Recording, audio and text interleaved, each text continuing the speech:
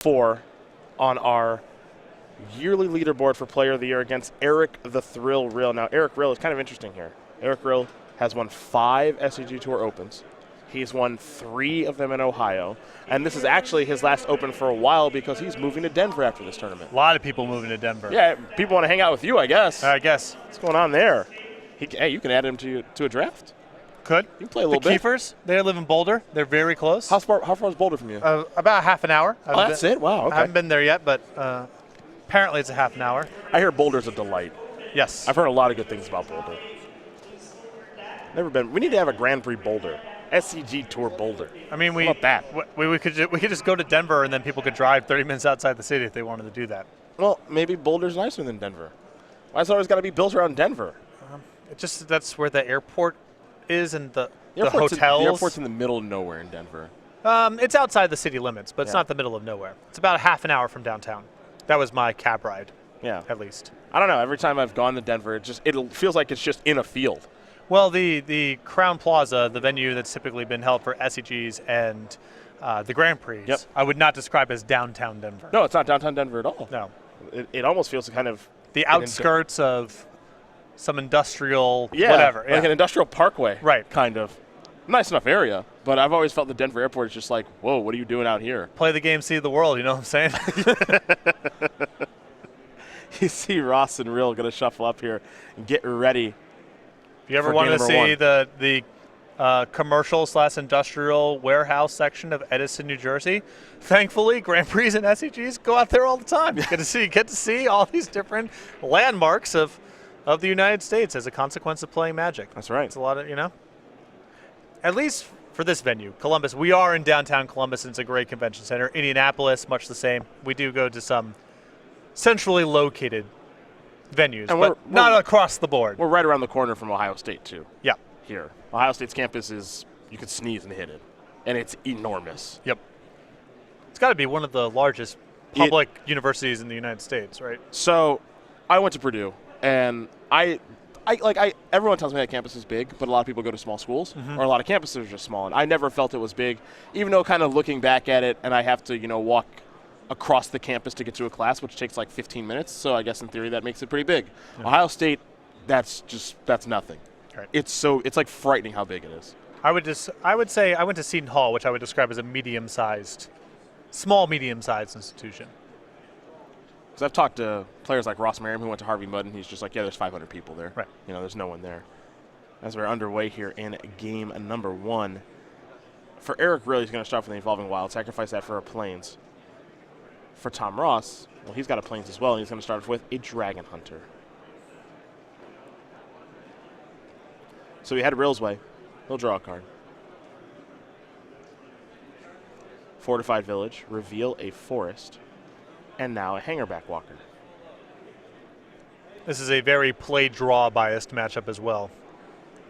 Battlefield Forge, a big draw there for the boss. That's land number 2.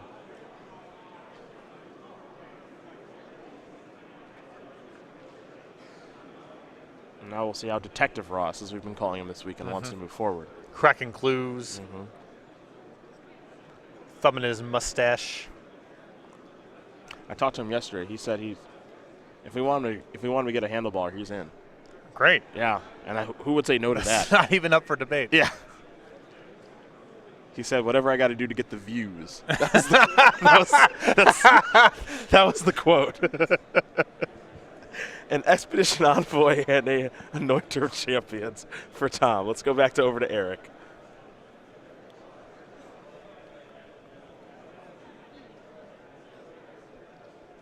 Another Fortified Village, revealing a Forest.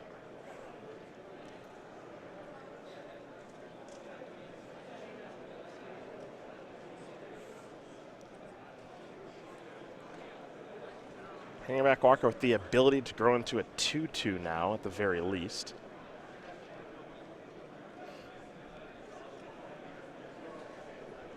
I think Rill with Dramoka's command in hand, so he's got 2 lines here, which is try to sit back on the Hangerback Walker and blow Tom out when he makes a move, or just get in while the getting's good. Well, he's just going to put a counter right now on Hangerback Walker and finish off Anointer of Champions. Yeah.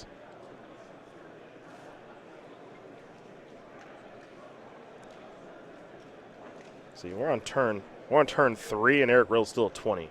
Yep. You don't see that very much against humans, let alone against Tom Ross. And I think without Griff's boon or without always watching, Tom just kind of has to build up a board and go wide. But that's going to be very challenging to do with Rill at 20 and a handful of spells. Mm-hmm.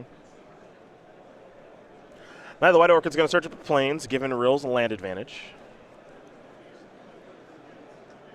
And now Ross is going to play a Kithian. And pass that turn back, so no good attacks to be had. Hangerback Walker's going to go to a 3-3, Rill 1 tap. Time to draw. We know he's got a forest in hand. The question is, what else is hiding out over there for Eric? There is the forest. Only 3 cards in hand for Rill.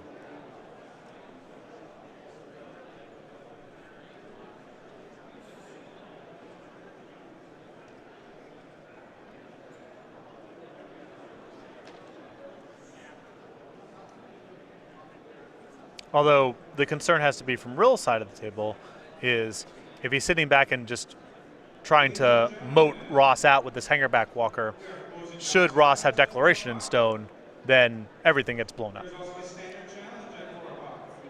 So we can't be confident just sitting back on this Hangerback Walker unless he has a way to blow it up at instant speed. There's a Hangerback Walker. I think that'll be it for Rill's turn, so Ross will draw. He's drawing a plains.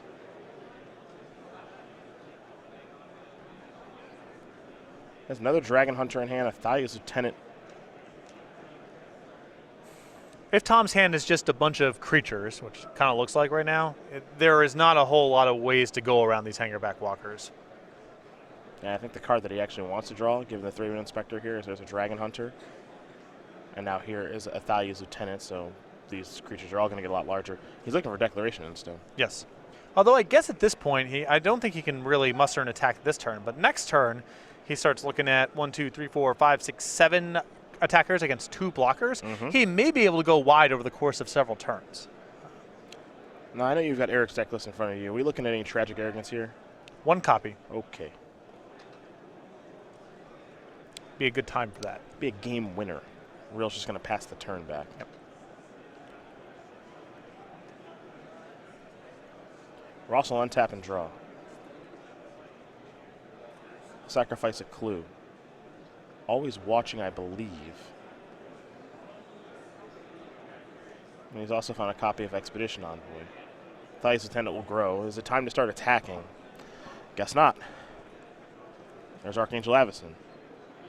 Draw a card. Now, if Archangel Avacyn transforms, that's bad news as well. Yes.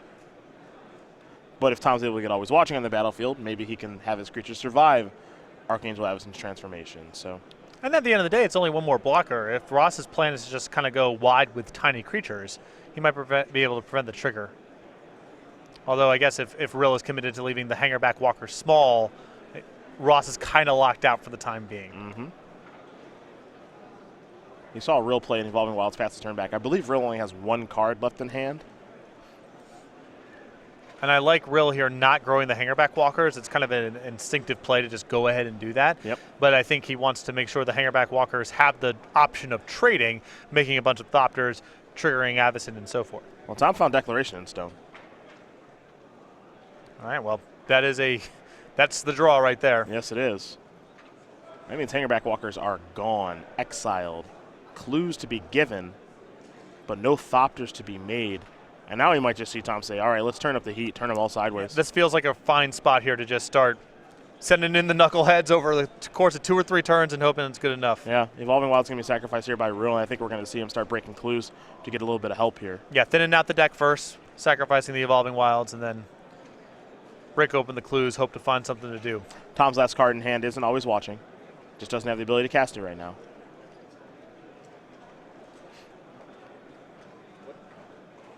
So Eric will start by cracking a clue, drawing a card.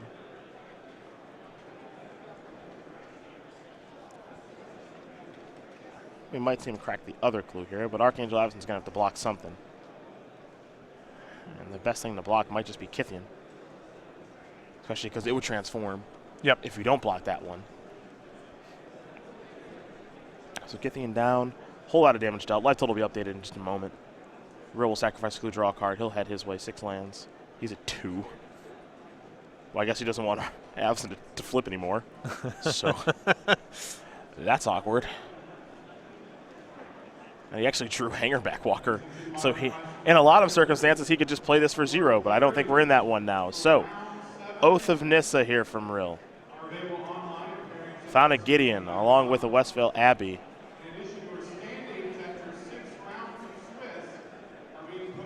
Tom just keeps doing it. Opponents have good starts, some of the best cards in the matchup. So far, so good. There's Hangerback Walker for 0. There's a land. Does Rill have some way to gain life that I'm not seeing? There's Gideon. Okay. Attack for 4. Got to confirm that Eric's life total is actually 2 here. Yeah.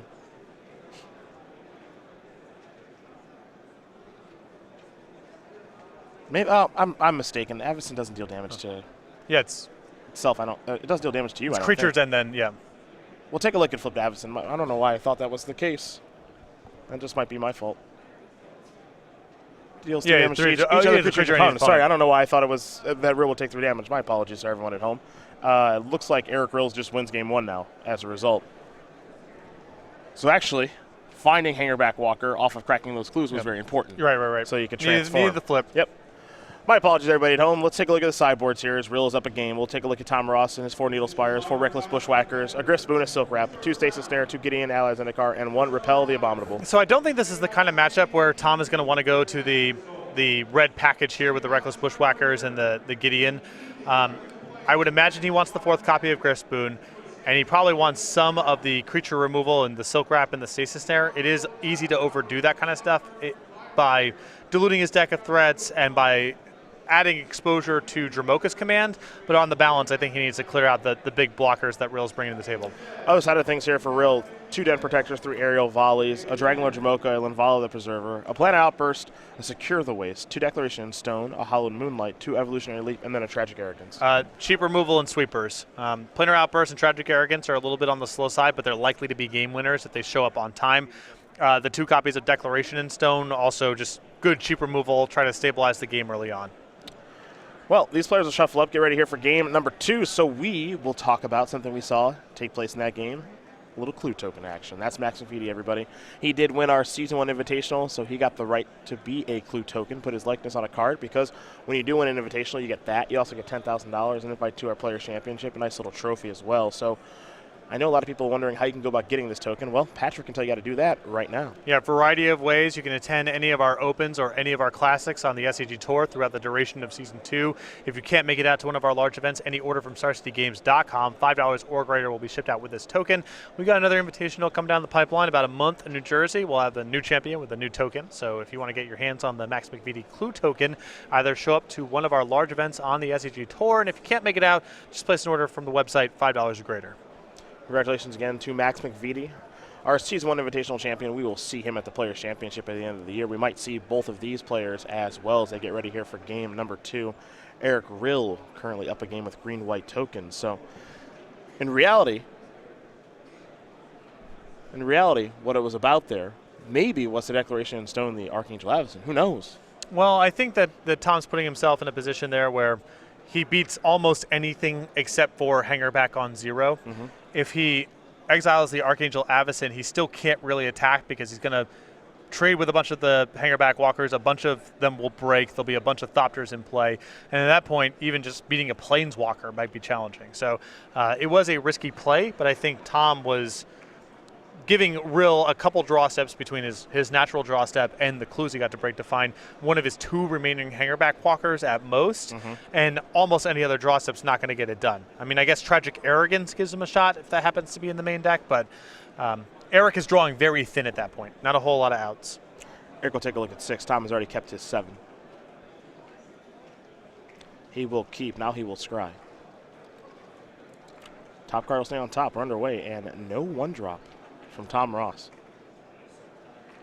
That is a little surprising. There's Knight of the White Orchid. Pass the turn back. You don't find that very often from the Humans deck, but that just means that his hand is probably loaded up with the cards like Thalia's Lieutenant. It's also possible that he gets away from some of the 1-drops in the matchup because they are, a lot of them are just 2/1s without powers. And against a deck with Hangerback Walker and Sylvan Advocate, that's not necessarily where he wants to be. That's fair. Expedition Envoy, Dragon Hunter, not looking great in the face of a card like Sylvan Advocate. Over to Tom Ross we go. He'll draw. Picked up a copy of Dragon Hunter.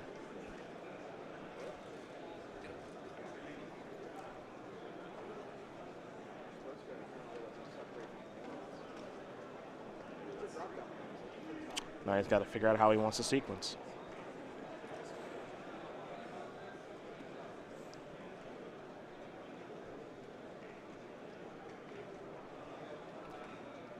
Looks like a Dragon Hunter, Thalia's Lieutenant, and grow the squad. Get in with the Knight. No good blocks for the Advocate. Rill falls down to 17. Now he's got a couple 3-power threats in the face of Sylvan Advocate. Thalia's Lieutenant likely to be able to get to that size next turn as well. Yep.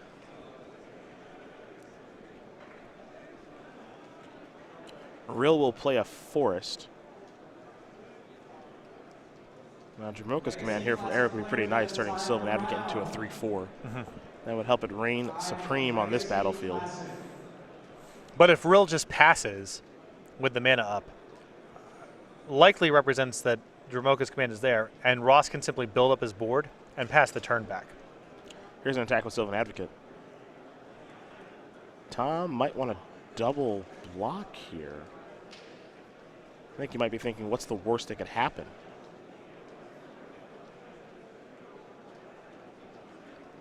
Yeah, I suppose with Jamoka's command, if it's +1/+1 and fight, it washes out the same way. I guess he could +1/+1 and fight down the white of the Night Orchid and still kill the 2 creatures that Ross has. Yep. So that means he'd lose his whole squad. Right. That makes me think maybe he should not be blocking. He's going to block with Dragon. Okay. So this is a way of inducing the Jamoka's command if it's there without losing everything. Okay. We'll put a +1/+1 counter and fight. So Tom's 2 biggest creatures are dead, but maybe the best of the bunch of Thalia's Lieutenant is actually left over. Yep. Draw a card. It's a Plains. Tom might be able to unload now. And I like that play there from Tom because Sylvan Advocate has Vigilance. His hand is sort of forced. If he doesn't block there, Rill passes and says go, and now Tom's in the same spot next turn when he goes to attack. So the block is really efficient in the event that Rill doesn't have Jamoka's command, and it at least gives you the information right away if he does have it. Here's an attack for 3.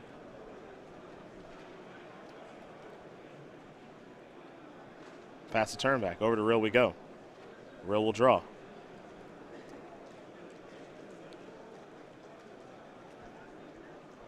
Canopy Vista.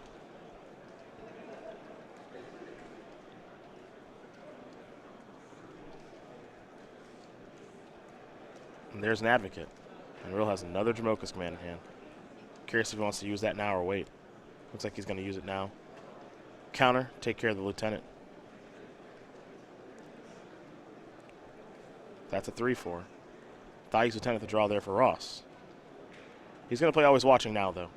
And now here comes Knight of the White Orchid as a 3/3, but Anointed Our Champions is hanging out there to make it a 4/4. Right, just large enough here to allow Tom to keep punching at least for this turn. But the board is starting to get a little locked up for Tom, and he's running light on resources. Thraben Inspector plus a clue, so maybe some more resources on the way. Yep. Rill's draw this turn looked to be an Archangel Avacyn. Pretty big one there for Eric. We've now hit the stage of the game where if Rill has one of his high impact 5s, be it Archangel Avacyn or Tragic Arrogance, Ross is low enough on resources that it's going to be hard for him to mount much of an offense going forward.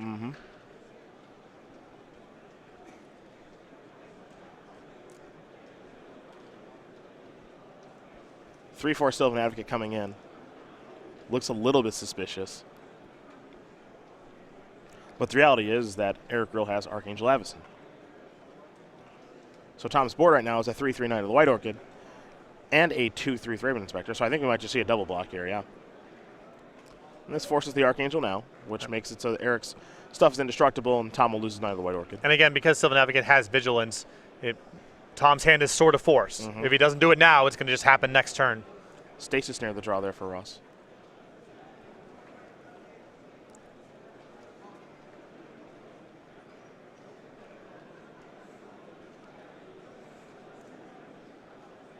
Start by cracking the clue. Draw a card.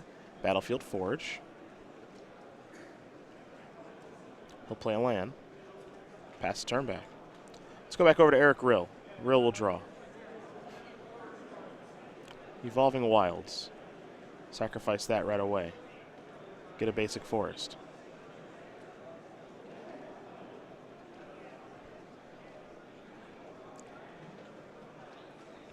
And that's land number 6, which means Advocate right now is a 5/6. Vigilance so critical in this kind of matchup because Rill needs to be able to apply pressure while blocking. Mm-hmm. Don't want to give Tom all the time in the world to assemble a huge board and go around your blockers. Might be time for the old Stasis Snare. Yeah, going to take care of the Sylvan Advocate. So 4 damage to be dealt. Ross going to fall down to 16. Can he beat Avacyn?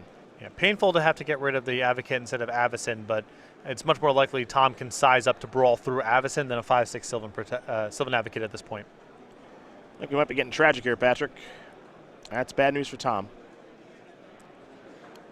That means Eric's going to let him keep Always Watching and Thraben Inspector. That means Eric gets a Sylvan Advocate back. Yeah, and Tom is going to be in the Abyss soon. Yep. It's a Plains for Ross. He'll pass the turn back over to Rill. For Rill, no stranger to top 8s on the SCG Tour. Again, remember, he has won 5 SCG Tour Opens. And though this is going to be his last one for a little while, as he does play a Hangerback Walker there for 3, he might be working his way towards number 6 in just a second. Not the biggest name in the crowd. He was among them 2 years ago. Yeah. Front half of 2014 looked like both he and Ken Ketter were going to be in the Players' Championship. Yeah. Have posted a lot of very good finishes. But Eric just sort of stopped showing up to events. But yeah, he slowed down. he has a number of wins across a variety of formats. He'll sacrifice a clue to draw a card. Picked up an Oath in this. Also has a Declaration in Stone. He'll start with the Oath. Take a look at the top couple. Gideon is what he'll be taking with him. Hangerback Walker, Sylvan Advocate are going to come in. Ross will draw. He's at 1. There's an Expedition Envoy. You can see those 1-drops, they fall off a cliff pretty quick. There's Declaration in Stone. Going to take care of the Expedition Envoy. He'll sacrifice a clue, draw a card, and that is going to do it. Eric Rill's going to win this match here over Tom Ross, 2-0. Green-white tokens will take care of white-red humans. And for Eric Rill, it's another top 8 and potentially a 6th SCG Tour Open win.